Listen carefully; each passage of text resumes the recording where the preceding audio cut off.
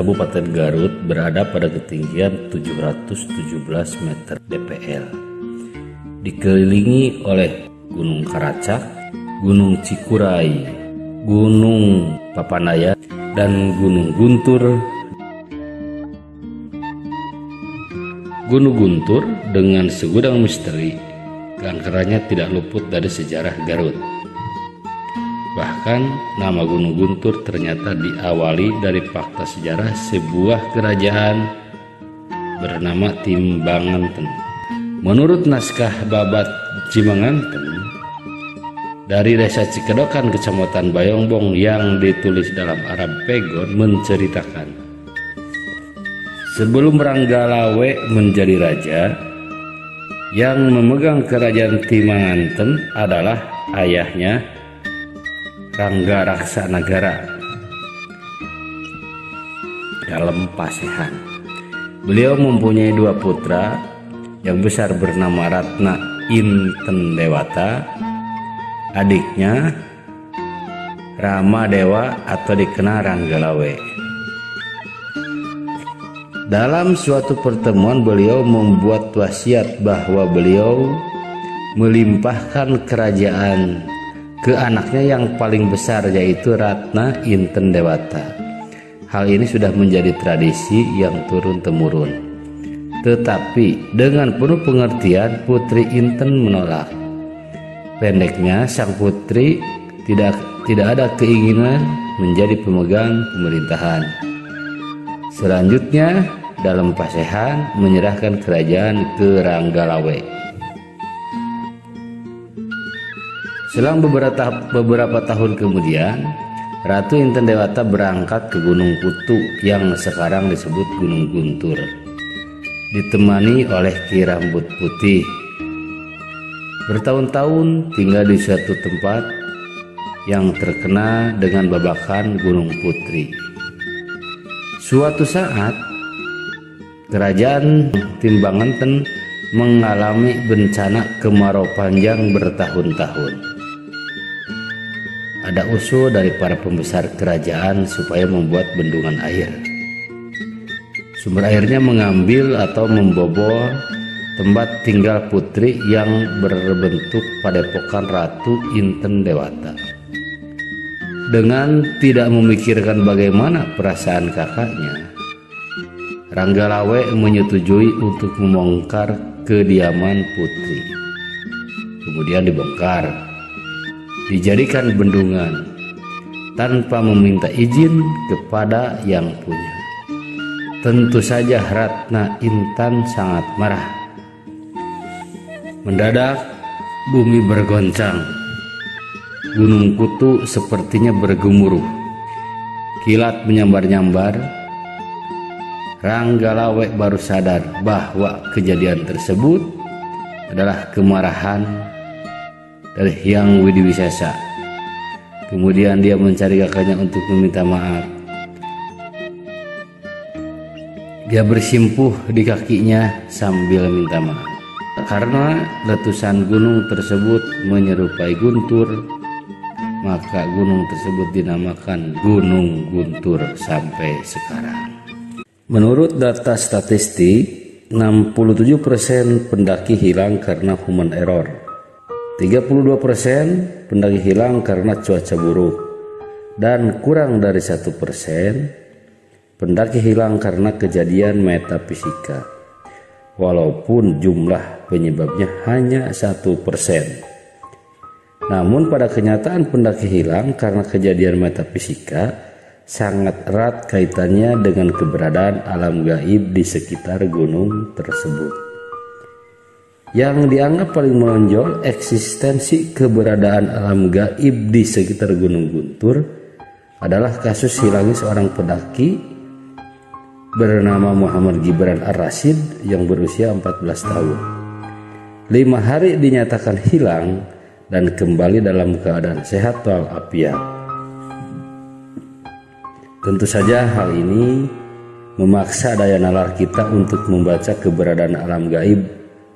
Dengan rasio sangat tidak mungkin seorang anak berusia 14 tahun terpisah dari rombongan tanpa perbekalan logistik, layaknya pendaki gunung bisa bertahan hidup. Berjuta argumen dan opini mulai terbangun menyertai pengalaman mistik sang pendaki Muhammad Gibran Ar-Rasyid. Gunung Guntur menunjukkan misteri yang ada di dalamnya. Kisah Gibran menjadi paling menarik dari kasus hilangnya 3 orang pendaki dalam kurun waktu 12 tahun terakhir. Namun ketiga pendaki tersebut berhasil ditemukan dengan ceritanya sendiri. Adalah sosok Ade Eleji, 55 tahun. Dia disebut sebagai kuncen Gunung Guntur. Menurutnya ada 3 pantangan yang tidak boleh dilanggar para pendaki Gunung Guntur. Yang pertama, tidak boleh bersiul. Kedua, tidak boleh memainkan suling. Dan ketiga, tidak boleh menanyakan jalan. Ada yang menjelaskan, selain pantangan tersebut, terdapat tempat yang tidak boleh didatangi pendaki, yakni Curug Sawer. Karena tempat tersebut memiliki medan yang terjal dan berbahaya jika dilalui oleh pendaki. Ade Eleji, konon menurut sumber, merupakan orang yang pertama kali menemukan Muhammad Gibran Ar-Rasyid. Menurut pengakuannya, Gibran ditemukan di Curug Cikoneng. Ade Eleji berangkat hari Jumat pukul 3 sore sendirian. Lokasi yang ia tuju adalah Curug Cikoneng, sebuah air terjun kecil yang memiliki ketinggian hampir 100 meter. Di tempat itu ada yang mengaku mendapat pertanda Gibran ada di gua kecil di air terjun tersebut. Saat berada di lokasi itu, Ade Eleji langsung melakukan tawasul dan berserah diri kepada Allah, lalu menancapkan paku bumi ke batu di curug itu. Tidak lama setelah itu, dia melihat Gibran yang perlahan mulai menampakkan diri. Menurutnya saat itu Gibran masih tidak bisa bicara dan terlihat linglung. Lalu dia tepuk pundaknya, kemudian sadar dan langsung diberi makan. Ade menjelaskan, Gibran tersadar saat mendengar teriakan dari dirinya yang terus memanggilnya. Gibran menceritakan kepadanya, selama berada di Gunung Guntur, seorang diri termasuk bertemu dengan sosok makhluk halus. Selain itu, ia juga mengaku selalu diajak main ke rumah makhluk gaib tersebut. Namun ia kembali menolak. Namun di waktu sebelum ia ditemukan tim pencari, Gibran akhirnya mengikuti sosok tersebut. Kemudian ia terjatuh di satu tebing gunung hingga membuat kedua kakinya luka-luka. Setelah ia terjatuh, Gibran mendengar teriakan warga yang tidak jauh dari tempatnya, yakni di kawasan Curug Cikoneng. Selama 6 hari bertahan hidup sendiri di Gunung Guntur, dia hanya mengonsumsi dedaunan dan minum air putih dari sungai. Ia juga sempat disuguhi makanan oleh makhluk gaib. Makhluk gaib itu menurutnya berbaju serba putih dengan wajah tertutup kain. Mereka menyuguhkan nasi dan ikan. Namun Gibran tidak memakan apa yang disuguhkan. Ia lebih memilih minum air sungai dan makan dedaunan. Selama ia hilang 6 hari di Gunung Guntur, Gibran juga menceritakan tak pernah merasakan adanya malam hari. Pasian cai doanya biasa, pasian doa. Cai usap pun udah tas geeutan.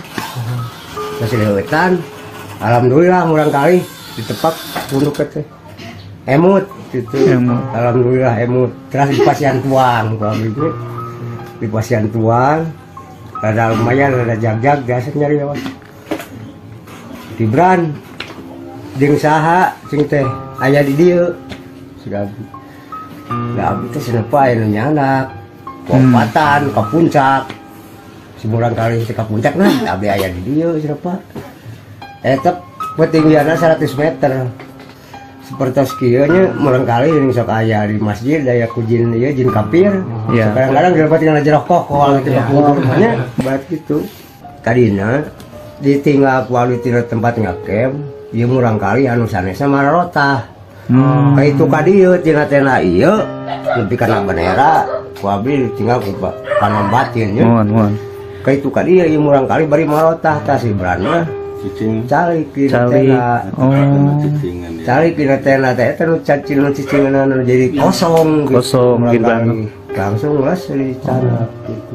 Lah nyari wasage anjeun mah emut nuju di canak nam diangkat ka puncak anjeun ge nuturkeun. Tos eta Jibran aya kuopatan cenah.